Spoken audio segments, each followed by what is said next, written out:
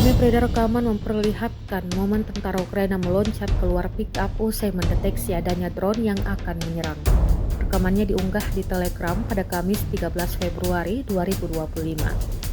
Sesaat setelah melompat keluar, drone pun langsung menghantam pick-up yang tengah melaju. Sedangkan supir di dalam kendaraan pick-up tersebut yang tak sempat keluar kini ikut terkena serangan dan mengalami luka ringan. Rekamannya diunggah di Telegram pada Kamis 13 Februari 2025. Dalam keterangan unggahan disebutkan Resimen Lintas Udara ke-217 Rusia menyerang pick-up angkatan bersenjata Ukraina dengan drone FPV di arah Kursk.